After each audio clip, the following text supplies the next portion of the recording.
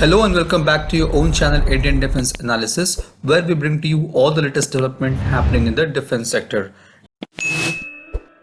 The modern era warfare is not going to be limited to land, air and water. US and China and Russia have already started venturing into the fourth dimensions of warfare, which is space. US, Russia, China and India have already developed the anti-satellite missiles and demonstrated the same.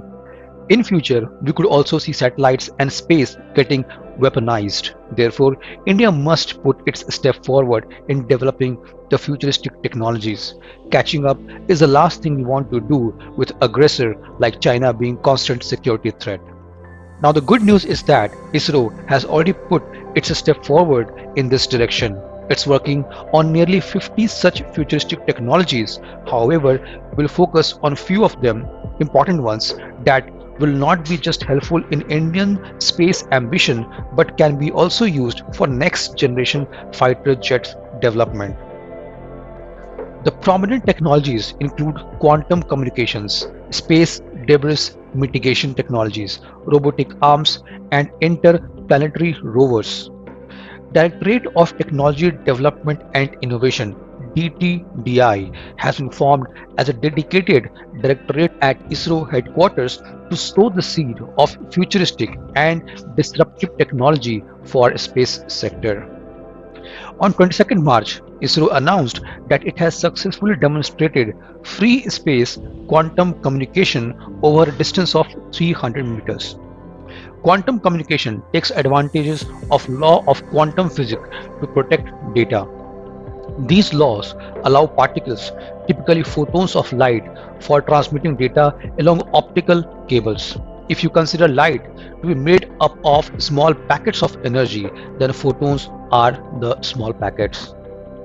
The photons can represent multiple combinations of 1 and 0 simultaneously. The particles are known as quantum bits or qubits. The beauty of qubits from a cybersecurity perspective is that if a hacker tries to observe them in transit and their super fragile quantum state collapses to either 1 or 0, which means that a hacker can't tamper with the qubits without leaving behind tail sign of the activity. Some countries have taken advantage of this property to create networks for transmitting highly sensitive data based on a process called quantum key distribution. In theory, at least, these networks are ultra secure. The quantum communication and satellite-based quantum communication, quantum cryptography, could provide unconditional data security in secure communication. ISRO is also working on the long-range and powerful quantum radars, low-temperature lithium-ion cells that can power subsystems in sub-zero temperatures, and space-based solar power. Space junk and debris are becoming a matter of concern with the increasing number of destroyed, defunct, and active satellites and spent rocket stages.